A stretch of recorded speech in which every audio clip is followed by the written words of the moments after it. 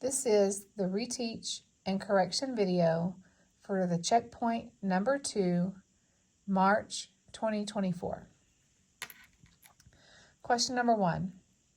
Which comparison is true? Okay, if you remember, we've learned the butterfly method, and the reason that this works is because you're making them have the same denominator.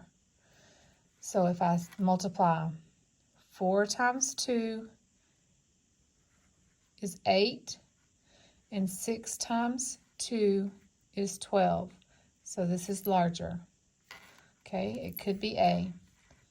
3 times 2 is 6, and 4 times 2 is 8. It is not equal.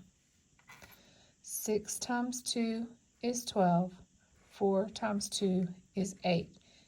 8 is not greater than 12. 3 times 2 is 6. 8 times 2 is 16. 16 is not less than 6. Our answer is A. 2/4 is greater than 2/6. Another way that you could do that is by drawing out your fraction bars.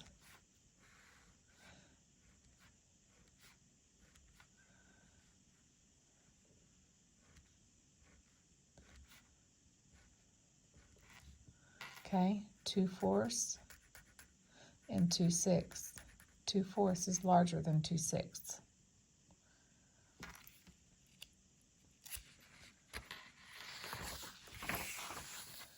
Question number 2. Lupita has 26 pieces of candy as shown. She puts 2 pieces of candy into bags. How many bags does Lupita need for all the candy? Okay, this is a division problem because I'm dividing this up. There's 2 into groups of 2. So I'm circling all of the groups of 2, and then I can go back and count. And that's 1, 2, 3, 4, 5, 6, 7, 8, 9, 10, 11, 12, 13 bags of candy. Our answer is 13. You can also write 26 divided by 2 equals 13.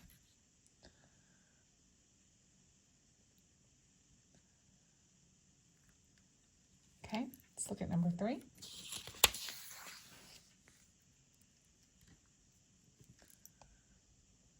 Number 3 says the shaded figure on the grid represents the ceiling of a closet. The ceiling has 2 rectangular sections. What is the area of the ceiling in square feet? Well, if you remember when we did surgery day, we had to use our pencils as a scalpel and cut these composite figures into 2 different figures. So we have 1, 2 times 1, 2, 3, because area is equal to length times width. So we have 2 times 3 equals 6, and then this one is 1, 2 times 1, 2, 3, 4, 5. So 2 times 5 equals 10. So the square footage is 16 square feet. Okay, I'm going to use a different color to show you another way you could have divided it. I'm going to use purple. You could have divided it here, and you would have had 2 by 2, which is 4. And then you would have had 1, 2, 3, 4 times 1, 2, 3. So 4 times 3, which is 12. And then you would have had 12 plus 4, which is still 16 square feet.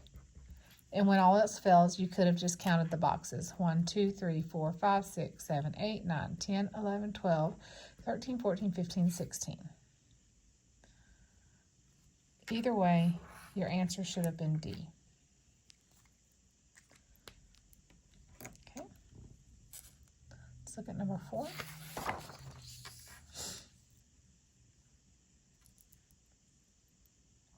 Number 4 says, a total of 32 magnets were attached to 8 metal cabinets. An equal number of the magnets were attached to each cabinet. So I'm making equal groups. Which model can be used to find the number of magnets attached to each cabinet?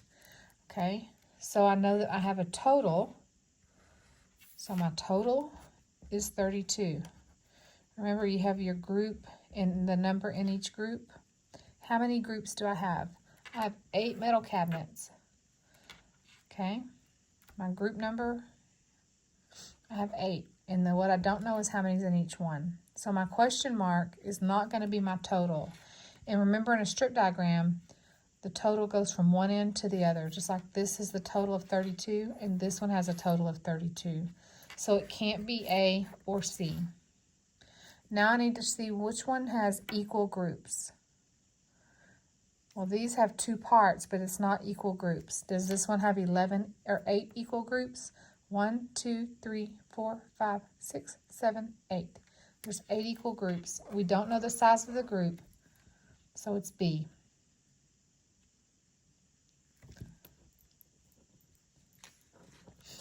Okay. Number 5. What are some benefits to saving money? Okay, saving money is not spending money. Okay, this one says to increase a debt. If I'm saving money, I'm not increasing a debt. I could decrease a debt. I could save money to decrease a debt, but I would not be increasing a debt. A debt, remember, is how much money is owed. To increase interest on monthly bills. Okay, it is not to increase interest on monthly bills. To prepare to pay for college. Yes, you could save money for college. To help spend money faster. Remember, saving is not spending. And the final one is to help pay for unplanned needs. We had to select 2 correct answers, so we've done that. You would save money to prepare to pay for college and for these unplanned needs like tires or emergency school supplies or a vet visit, things like that, things you're not expecting to have to pay. Number 6. Hannah gets a juice box like the one shown when she buys a lunch. Which measurement is closest to the amount of juice in a full juice box? Okay, you would have had to reason about this one. And here's where I started when I reasoned. I know that a 2-liter soda is a big bottle of soda. And this is not a big juice box, so I knew that this one wasn't right. Well, then this one's 200 liters, so that's like having 100 big bottles of soda. So I can know that that one can't be it.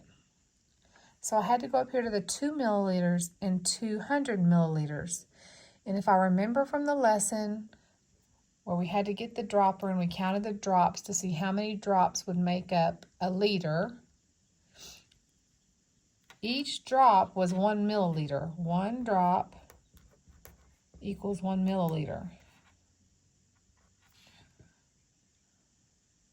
Okay, I remember that from our lessons. And because 2 milliliters would be 2 drops, well, I hope there's more than 2 drops of juice in there. Otherwise, I'm going to be thirsty after eating that taco. So it's not the 2 milliliters. It is 200 milliliters.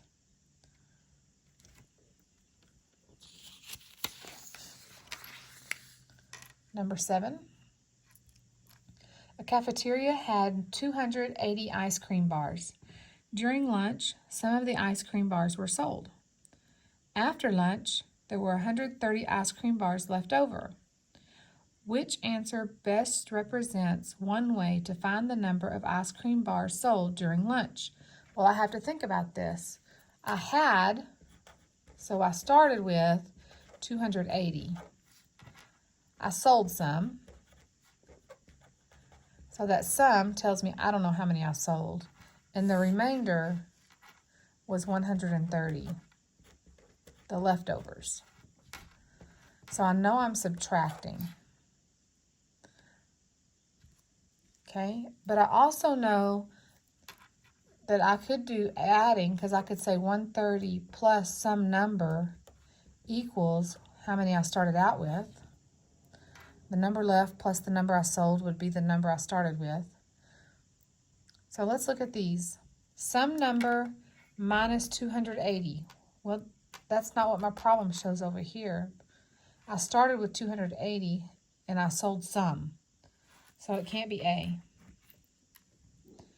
B, this big box has the big rectangle here has the question mark in it. So that tells me that's my unknown. And because it goes from end to end, that's the total. Well, my total is not unknown. My total was 280, so it's not that one.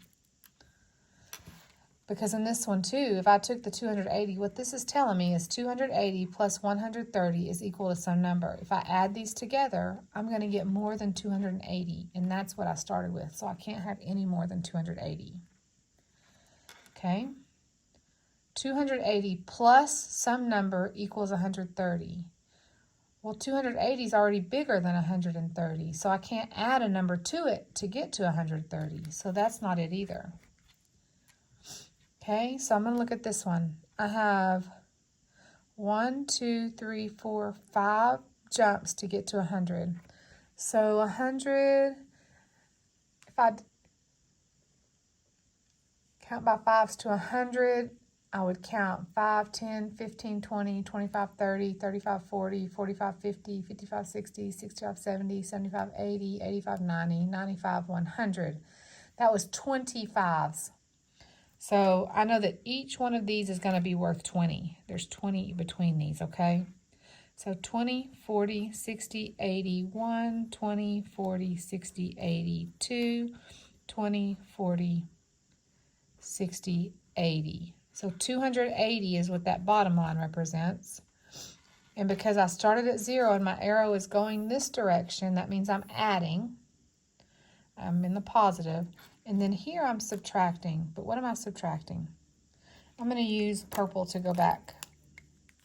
And also I notice that this line is not directly. It's kind of in the middle.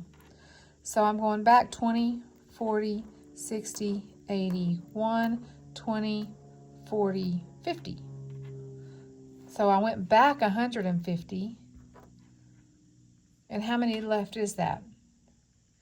10 plus 20 is 30, plus 20 is 50, plus 20 more is 70, plus 20 more is 90, 20 more is 110, and 20 more is 130. So it's this answer, D.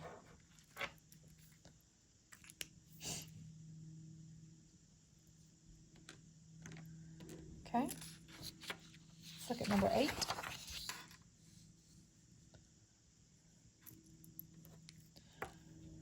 Number 8 says a group of figures is shown. I see a rectangle and a hexagon, and this is 1, 2, 3, 4, 5, so a pentagon and a triangle.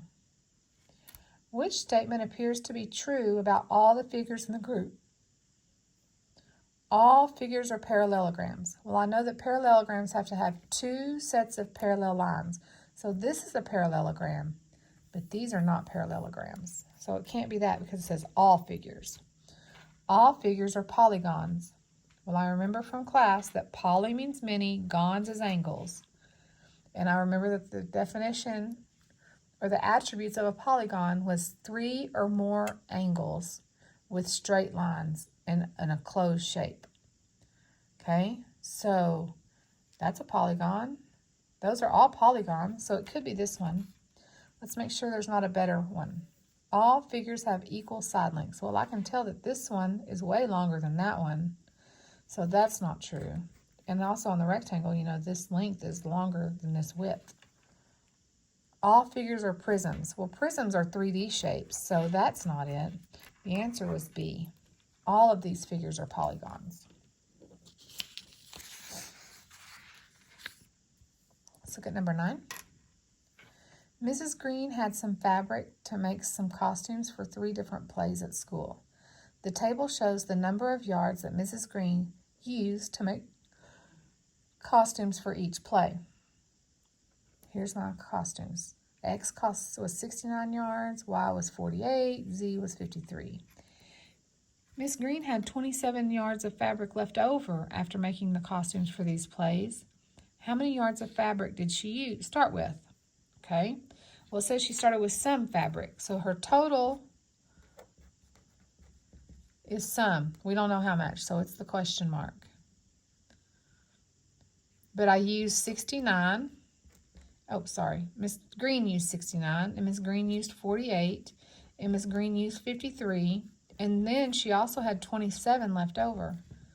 So if I add these together, I'm going to stack them up, add them up, and I'm going to do 69 plus 48, and then I'm going to do 53 and 27, just because it's easier to handle two numbers at a time and when they're stacked up. 9 plus 8 is 17.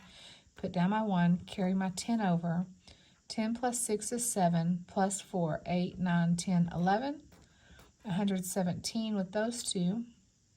And then these two is 3 plus 7 is 10. Put down my 0, carry my 10 over. 10, 1 plus 5 is 6, 7, 8, 80. Now I'm going to add those two together right here. And I'm going to add them up over here. 117 plus 80 equals 7 plus 0 equals 7. 1 plus 8 equals 9. And then 1. So 197 yards is what she started with. That's one of my answer choices. I'm confident in that. Okay, we're going to look at number 10. Which statement about the number 510 is true? It says it is odd. Well, I know that it ends in 0, and all numbers that ends in 0, 2, 4, 6, or 8 are even.